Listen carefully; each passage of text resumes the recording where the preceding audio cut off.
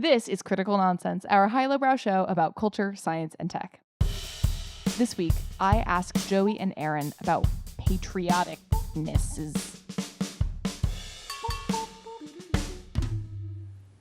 Woo! Up, bada-po. This is what a Joey sounds like. Gettin' jiggy with it. Na na na na na na na. Na na na na na na. This is what an Aaron sounds like. And this is what an executive producer and dance mom, Jess Vander, sounds like. Hi, this is Jess.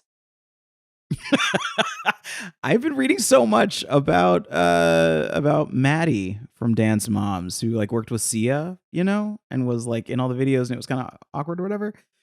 Don't know why. I just wanted to share that that's the thing that I've been thinking about. Good to see you all. It's wonderful today. Hello. Good to see ya. Is it a happy story or a sad story?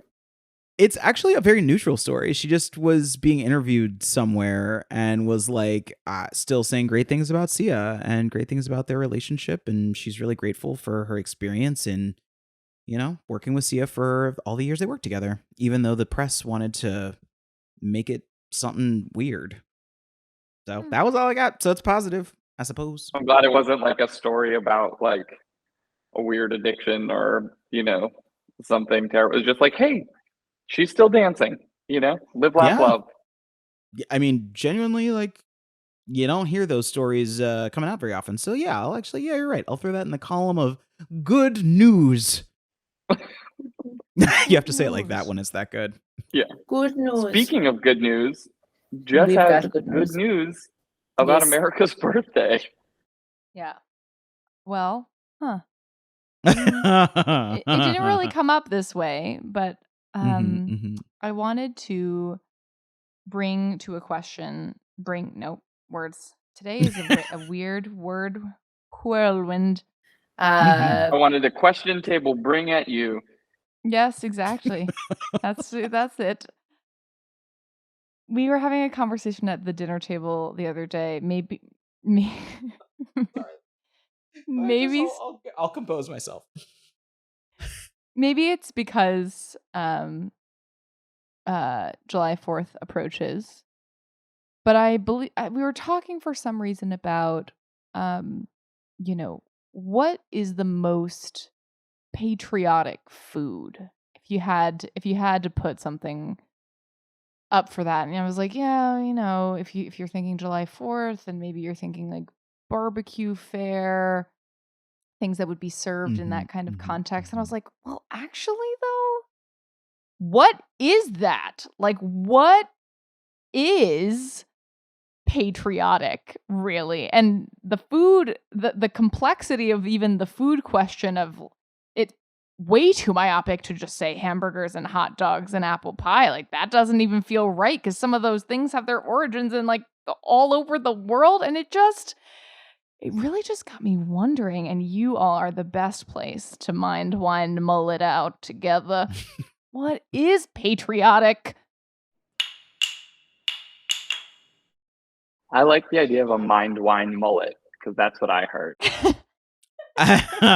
A man in a mind wine mullet mulling mulled wine. I guess mulling the wine. I guess I couldn't.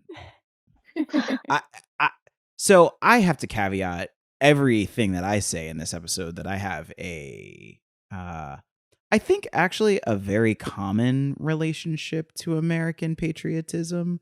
As I hold my hand not over my heart, that's weird. And I struggle.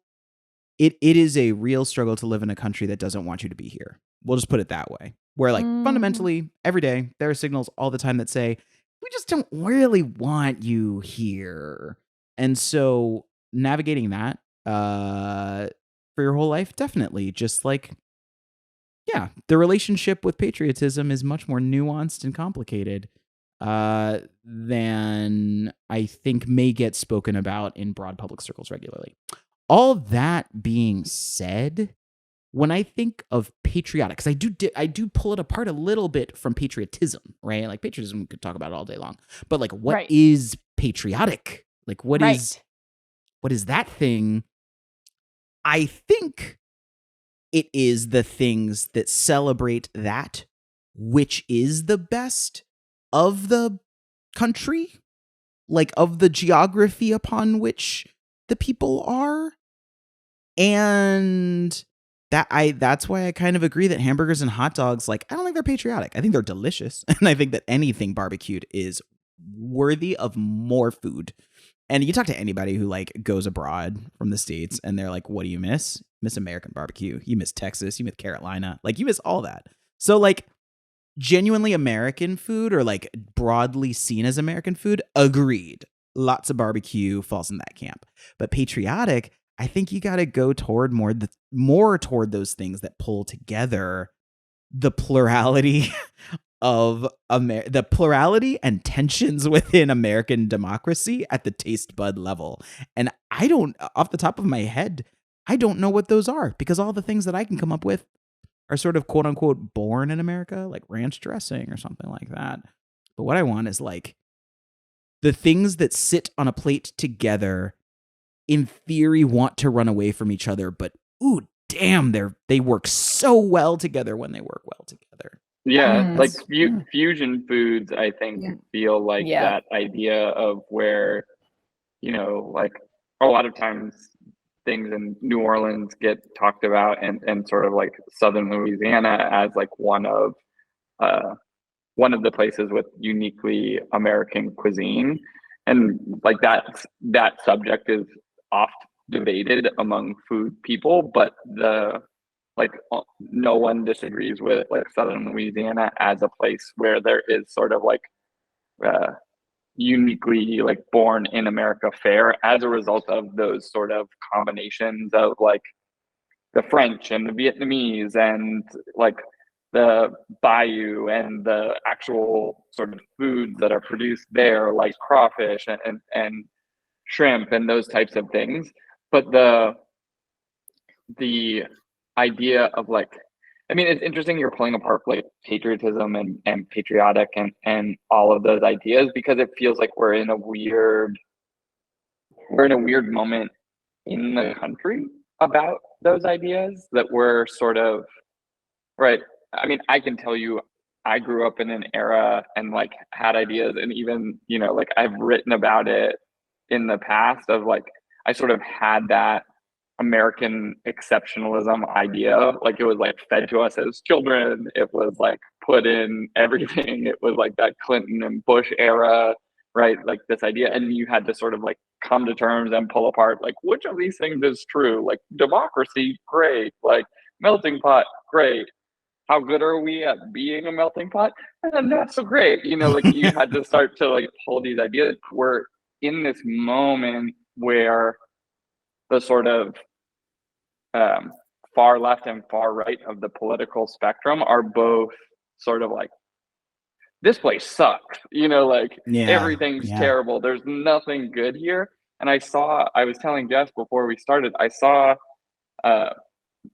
Pew just put out a study that was like a global spring attitude survey. And one of the questions is, what's your opinion? Do you have a favorable opinion about the US?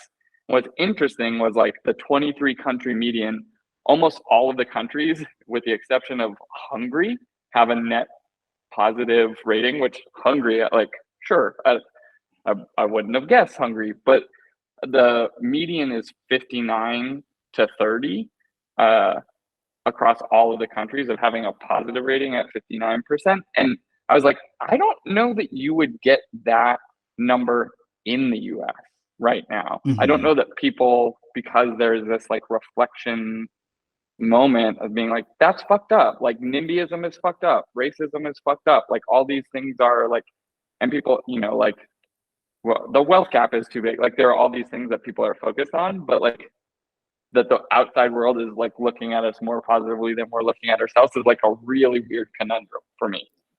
See, in my mind, my response to this was like, it actually makes a lot of sense. Like that's what I would have assumed. But I realize it is because of a thing that it's not a perfect analogy, but in my mind, it's kind of like the distinction between the letter and the spirit of the law, which is like if the letter of the law is like, it's based on what is there, like what does it actually say, and that's how you will interpret rules or laws or things. The spirit Rules as of written. rules as written versus the spirit of the law or the spirit of the rules is like, what does it mean, or like what are the values embedded in this thing, and the intent, exactly. And so when I think about that like perception gap, it makes a ton of sense if what you're facing, like the day-to-day, like what you're seeing, what's actually happening, if you're saying like, oh, it's not what I'm observing does not seem patriotic to me, but that's different than like the concept of what is patriotic, and like, do you believe in those values, and like what the spirit of the rules of patriotism are. And even if that isn't what is on every headline or in every news notification you get on your phone, that spirit is less easily tainted when you're further away. And so the idea that you could have, and I think that also brings me back to like the spirit of this question about what is patriotic is more like, in the ideal sense, like how can you capture the thing that it's trying to be? And yes, like we're negotiating that concept right now, but it's just so interesting to try to be a part of that, of like, but what should it be? Not like how good is it right now, or sort of whether we're doing a good job of representing it is maybe besides the point. Like, what is it that the rest of the world sees and believes that maybe we might be less able to, that is so enduring and powerful, and maybe is more than a hot dog, you know? Mm-hmm. One thing that this reminds me of is that Christiane Amanpour just did an interview with former President Barack Obama in Athens, Greece last week. And one of the things that he talked about that really stuck with me was the idea of democracy in and of itself is a very important global idea. The idea of American democracy, the idea that you can have all these different people thrown together and that you can work it out together. Holding on to that belief in contrast to autocracy, which is somebody will figure it out for me, is very, very meaningful on the global, like in our global consciousness. And that makes me, and I think it's almost like a talking point that comes up a lot to talk about the experiment that is American democracy. And I forget about it all the time. But what you just said, Jess, sort of surfaced it back to me, where it's like, maybe what makes it so hard to figure out what is patriotic is because defining a thing is not the American way. It is a process or an approach or a mindset that is the patriotic concept, because it should be it should be an experiment. Like if I go back to food, like the most American food should be just like trying stuff and then being able to find fusion, people who want it. Right. Flamin' hot Cheetos. Exactly. And it's like, I think it's in the spirit of Americana, the sort of spirit of experimentalism, and then the tensions, contortions, and contractions that come from a very large scale, messy experiment. Like that is patriotic. What's interesting, even to that point, Aaron, is like, if you look at this moment as, I don't know whether, let's say for the sake of a counterfactual, I don't know if this is definitively true in the numbers, but if you look at like post 9/11 as sort of this peak in patriotism of like banding together under threat idea, and how patriotism sort of like really swelled in that moment, and right now feels like there's a swoon, whether it is the bottom of the swoon or you know, where it sits, it feels, but the idea that there can even be a swoon is a demonstration of those ideas that you were talking about, right? Exactly. Like that you can have a conversation. And it's interesting seeing moments like, you know, there's been a lot of talk about inflation right now, and a lot of new data has been coming out in the past month about how well America has responded to inflation. And there's a bunch of people who are like trying to be like, man, I wanted to say fuck America, but it's doing well, and I Yes. don't know how to like insert that into my mental model, and the idea of like both can be true, that we don't need to write that like you can love America because it's allowing for that conversation, it's allowing for that like this sort of intensive moment of reflection as part of the construct of what makes America America, as opposed to like the, you know, in quotes, red-blooded, red meat, like American concept that feels like dated, and that idea has changed over time, but like that sort of mimetic construct is still there. Like we haven't gotten rid of that idea, and it's sort of that idea of like, I don't want to be that, but I still like, I would rather live here than somewhere else. I've traveled lots of places. I like going there and meeting people, but I'm like always happy to come back. You know what I mean? That, I think, is what's interesting. That further, I think, reveals something that is interesting about the moment we're in, because patriotism fundamentally suggests that you are on Team America, that there is like, that is the team, because that's, doesn't matter what country you're from. The theory behind it is that you're Team Hungary or you're Team France, whatever. Like, that is a flag that you literally wave to say, this is my tribe.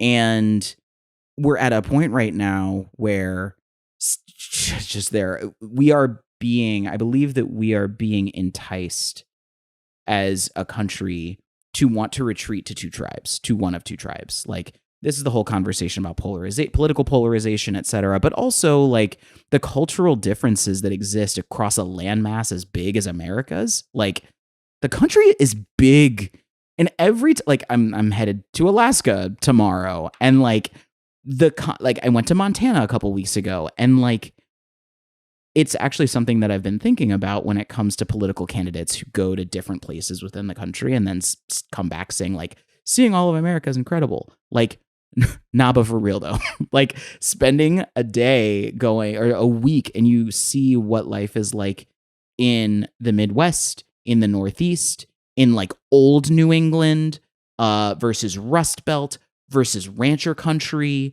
versus the West Coast. Like, we are so many different cultures in one landmass.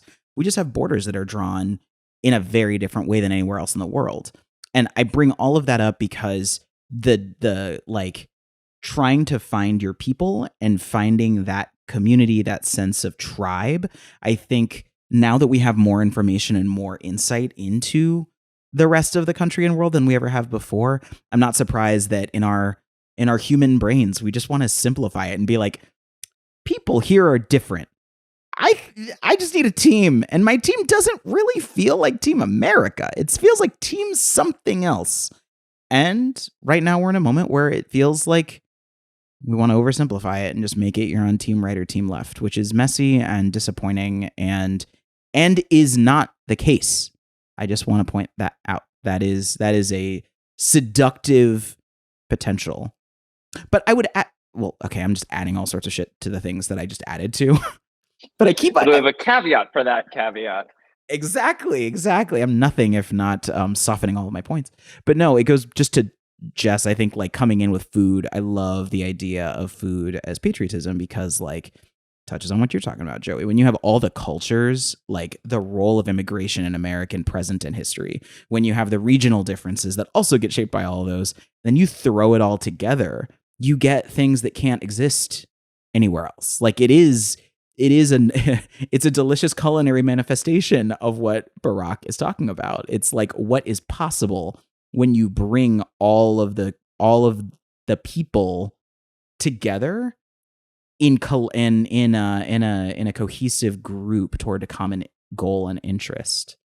But yeah, man, I don't know. So if I'm hearing you right, what we're saying is to patriotic is to, yeah, sure, why not? Yeah. I genuinely believe, yeah, bro, hold my beer is more patriotic than we give it credit for. Yes. I do. I I agree. genuinely do. Is Yes. bro, hold my beer the American dream? It really, really is. Actually, like, hold my beer feels like, if you go into the full depths of what that phrase means, of like, oh, I'll show you, I'm gonna one up it. It like, one upping is Yes. the fucking Yes. like American idea. Competition. It's just like, oh, cool, England, you think you're a big brother? Like, hold my beer, right? And now it's just like, oh, you put a turducken? Well, I'm gonna put the turducken inside an ostrich. Yeah, yes. I Yes. see what you're saying. So you think you perfected this thing? How about I do the inside out opposite version and also sell it for twice the price? Genius. And I'm gonna put a this turkey competition in a Cornish hen. When you are putting said turkey into Cornish hen, you are doing it to one up someone who you have identified as being super close to you that you are also in competition with. It is bro hold my beer, not random person hold my beer, or like let us duel at dawn. It's like, nah, we're tight. But also, I got this. Let me do this thing. That's the thing. So the cronut is a patriotic food then. That's right. I would That's a say patriotic 1000%. act. Yes, it is it is a fundamental act of patriotism. I agree with that. I would also say that, The like, mochi nut. ooh. Bringing it back to the Ooh. mochi nut. Listen to our episode about unexpected familiar. Mhm. Yeah. And I'm like, Yeah. I know that people would like argue that takeout is American just because it proliferates, but I would say that takeout is actually about the idea of invention, of like, how can you get people the food that they want wherever they are in the world. And I think that that concept, inventing and figuring out that like whole process, I think that ingenuity is fundamentally American. And I'm glad that I can can't deny. Can't deny it. Stuffed crust Can't deny pizza. it. Oh my God, I want a stuffed crust pizza My all the time. Goodness. All the time. And it's never as good as I want it to be. And I only get it once every 15 years. But man, it holds up. Well, I mean, it doesn't, but. I mean, it doesn't. By definition, it doesn't hold up. Exactly. Chocolate empanadas. Like, those weird combos are like the patriotic foods. So we just need to do like weird combo foods. Yo, Doesn't but have to also be weird. like, Could just be your truth. that's it. I was just thinking of Empanada Mama in New York on like 53rd, 54th, and 9th, something like that. And I heard somebody in the many more locations, right? Because I was talking to somebody at the barbershop in LA yesterday who was talking about Empanada Mama and how excited he was because his wife came back from New York and her flight got caught in the kerfuffle. So she picked up Empanada Mama to bring it across the country to him. It never made it to him, but he was really excited for it. But just to give everyone who's not just speaking coastal elite blah for a minute, Empanada Mama is an empanada spot in New York that tries lots of different types of empanadas. You have like a pepperoni pizza empanada, and you have many things on the menu that are not just traditional empanadas, but are made in a very delicious traditional way. And that shit, Americana, that shit's patriotic. That's like every culture has its dumplings, right? Yes. Like it's right. You know what? It's like it's already, you know what? It's not that crazy. It isn't dump that it. crazy. Bring us to your fireworks, flag waving, patriotic Uncle Sam powdered wig corner. Powdered wig corner. Yes. Excuse me. Bro, powder my wig. Hold my wig. Bro, hold my wig. Yes. Yes. Oh, accurate. However you observe, if you even do July 4th, maybe consider bringing this question if you want to enrage the dinner table, because what could be more American than feuding and, bringing the one-upsman questioning, experimenting into our daily lives. And if you can get behind the spirit of anything, it is trying to do stuff. God, I thought that was going to be better. Well, you just tried it. You just demonstrated. You literally just did. You are the spirit of America, Jess. Thank you. Yeah. Thanks. You are America, and we can too. So thanks. Si se puede. Critical Nonsense is a Sylvain production. Brought to you by the dumpling that's in your mind right now that you haven't created yet, but is going to be so damn good once you figure it out. Woo! Filled with sprinkles. It's a pinata empanada. It's the grimmest milkshake. As always, we'd like to thank executive producer and Xiaolong Pao, Jess Vander. Thank you. We'd also, That is an honor. it really is, to be fair. I would like to thank, and we would like to thank the mama to my empanada, Alex Contel, who is also our sound engineer. That was pretty bad. Programming coordinator and mochi ice cream, Les Jacobs. And may we please also thank the Stone Cold Ravioli with butternut squash and maybe a touch of mushroom. That is the program help that comes from Sarah Gilbert and Nora Mestrich, our fantastic designer. Thank you. Words. As always, thank you, sorry, Ellen. And sorry, Jess. You should see the shame that Jess is giving right now for trying to do those things. I got to apologize for that one. It was rough. Special thanks to Dumpling. Wow. Yeah. I'll plus Yeah. 1 to the special thanks to dumpling. You got your Truth. gyoza. You got your pierogi. You got your xiaolong pao. You got You your got your- empanada. Yeah, Your you got your pot tortellini. You got your sticker. tortelloni. You got your Pop Tart. Your ravioli. Your calzone. Your hot pocket. Yeah, hot pocket. Your Can't Tachina's forget Pulse pizza rolls. Pizza. Can I specially unthank Sweet Home Alabama? That song sends shivers up my spine on the 4th of July, and it sends me into a depressive tailspin. So nope, I don't like that song. So Boo. not that. Play Freebird. I will take me some free bird. I will take me some free bird over Sweet Home Alabama any 4th of July of the year. Mr. Skinner. Yeah.